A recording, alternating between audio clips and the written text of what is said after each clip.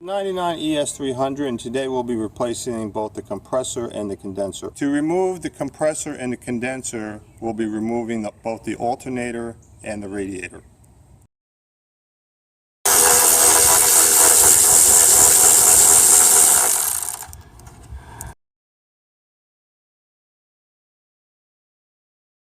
We'll start by disconnecting the battery. Okay.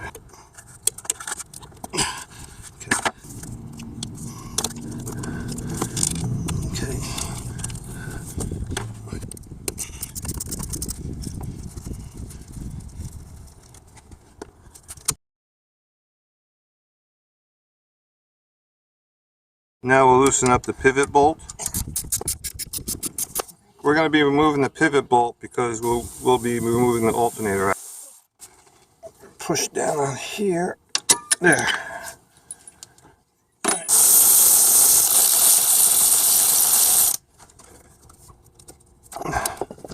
Okay.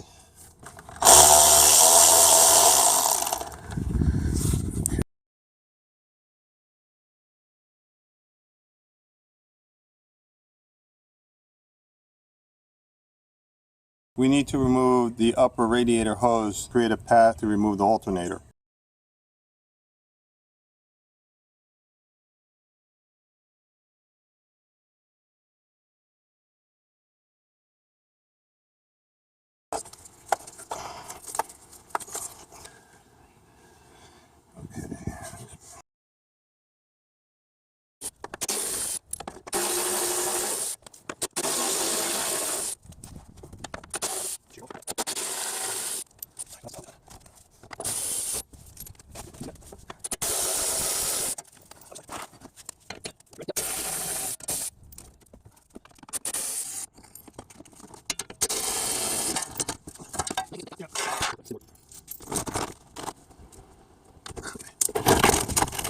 I'm going to go top side, remove the radiator cap, and then it'll flow faster.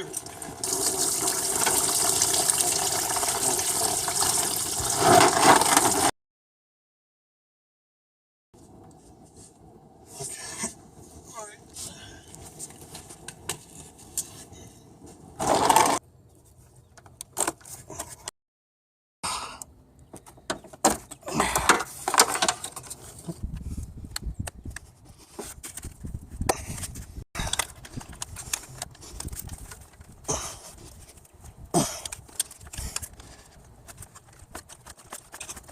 Now the ATF lines.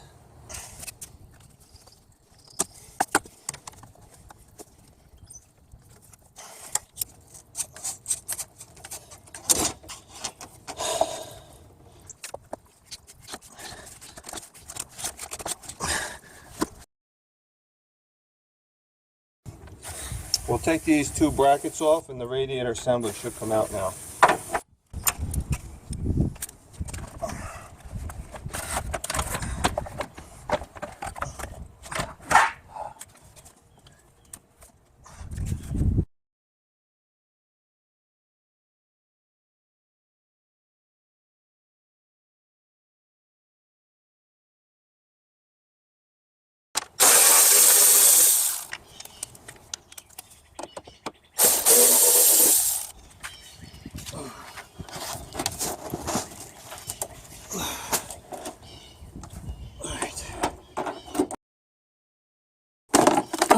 See that? Right here.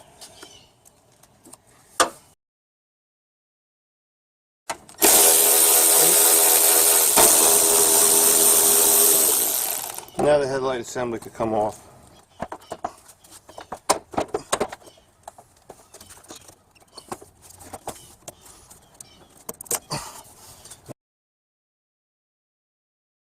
Now we'll use a crowfoot to remove the flare nut on the high pressure line connected to the condenser.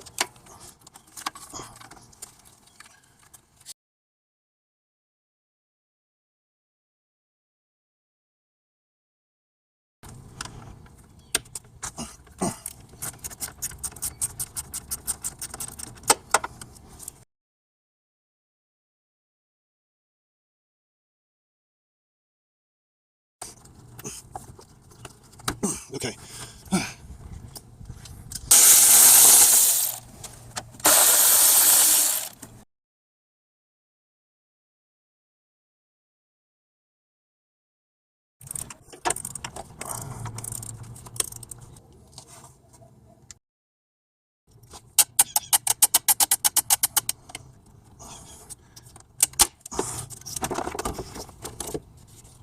I use some heavy-duty silicone spray as a lubricant to get this bushing off and transfer it to the new condenser. There, no problem. For transferring this combination bracket, bolt, and rubber bushing onto the new condenser, and these are the mounting bushings.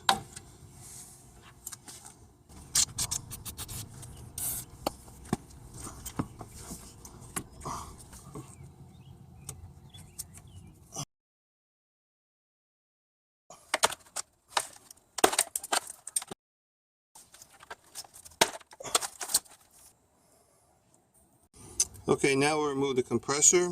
So you got the high and low pressure connection ports, and you've got 4 bolts that mount the compressor onto the engine block, and you have just 1 electrical fitting.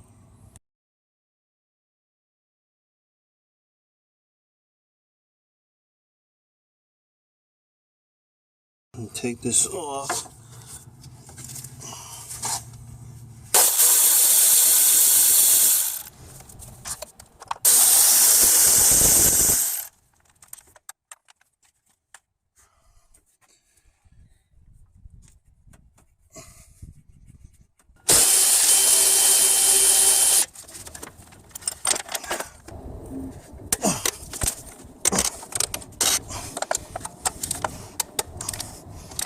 I just loosen them up.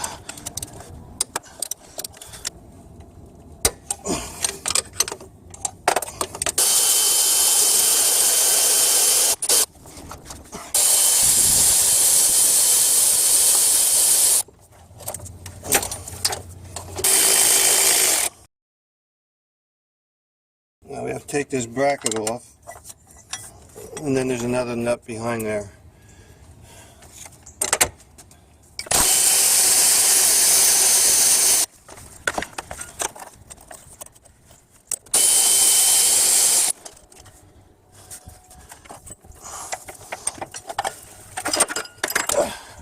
Now this part of the compressor has to get transferred to the new compressor over here. Now I'm using this Phillips head punch tool, because if you try to get this off regular Phillips head, you might strip it. Just a light tap should do.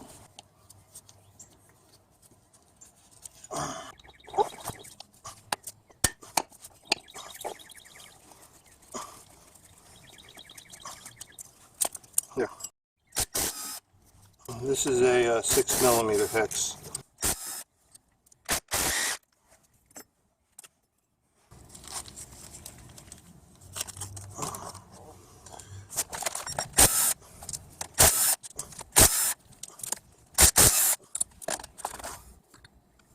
Alright, we're going to add PAG 46 to compensate for the oil that was remaining in the condenser. So we can put it right in the compressor. Bring it down to around here. So that should be around 1.5 ounces. Because the condenser compressor comes pre-oiled, so I'm just compensating for the oil that was in the condenser. We're transferring the plate from the old compressor to the new one. Here's the hex bolts.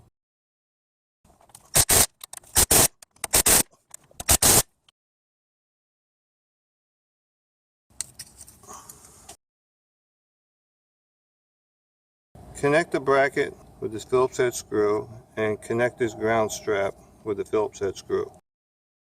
And then this electrical fastener or connection here, clip it into the bracket. Have any bolts with any corrosion on the threads? Just clean it up with a wire brush before installing the compressor.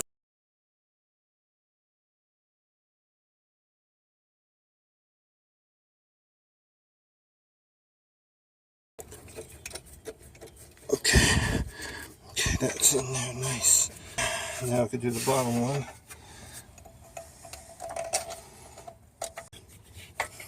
Now we'll put this on.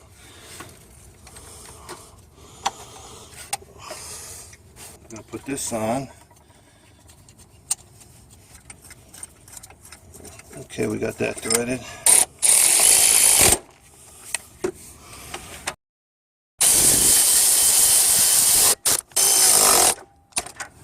Okay.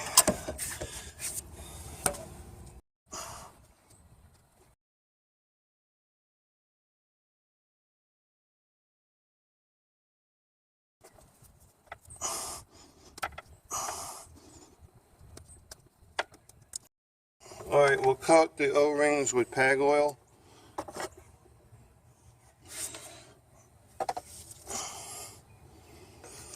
And now we're ready to connect. Okay, there's one.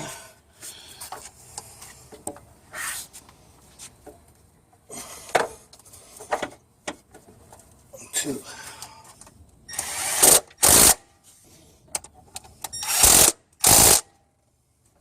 Make sure that AC wire is routed behind the alternator bracket right here.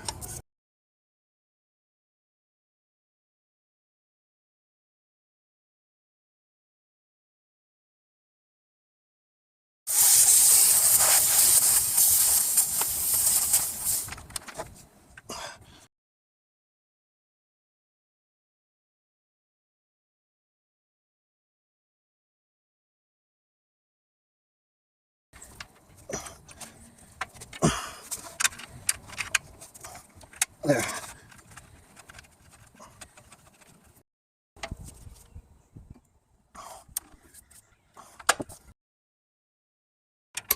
There.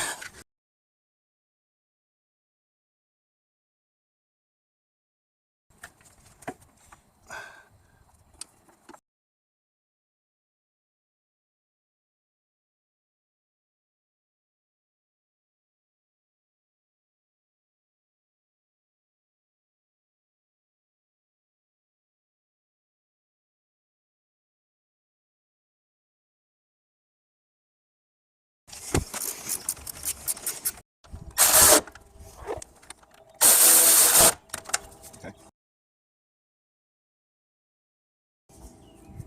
Now we'll replace these valves.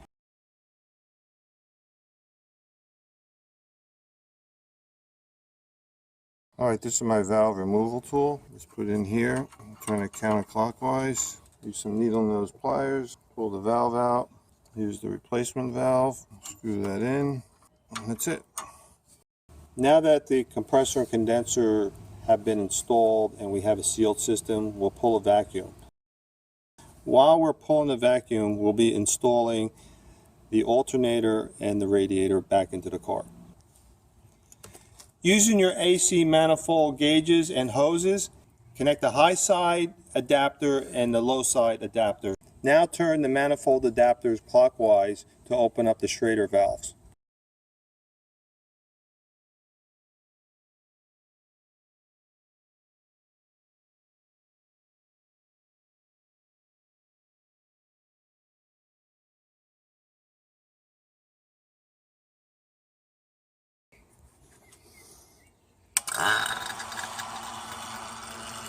I will open these up.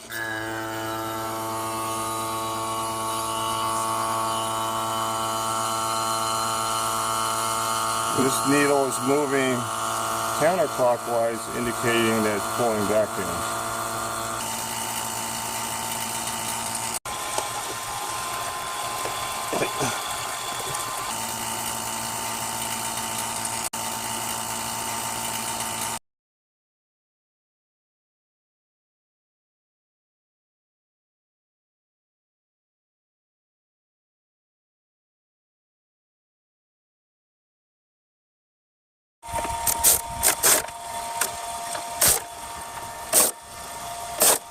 As long as the belt doesn't turn more than 45 degrees, you're pretty good. Okay.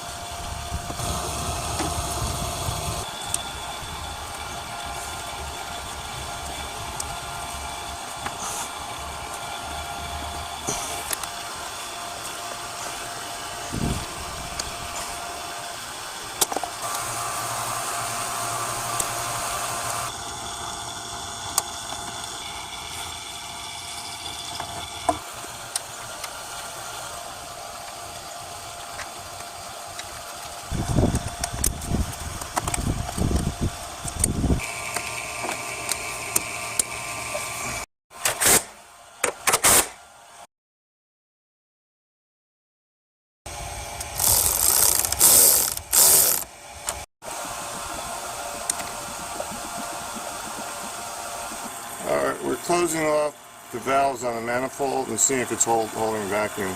Shut off the vacuum pump.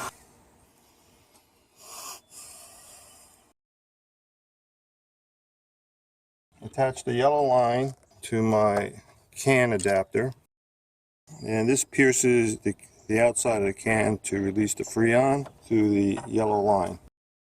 Pierce the can. Then when I open up the valve, it'll start sucking the freon in.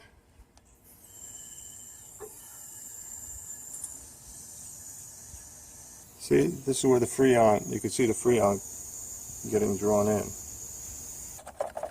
And after we start the car, the compressor should have enough freon to kick in.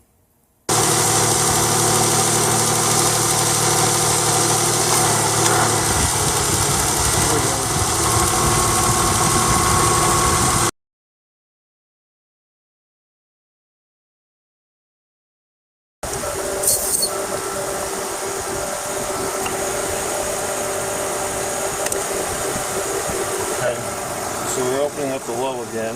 This system takes 26 to 30 ounces of freon, which is just over 2 cans. When first introducing the freon, the low side will read high, even as high as 100 psi. When the compressor kicks on, the low pressure will drop from its peak and the high pressure will increase. When the system is fully charged, the high and low side needles will go up and down together in small movements. The system can be considered fully charged when the low pressure stabilizes at or around 35 to 40 psi.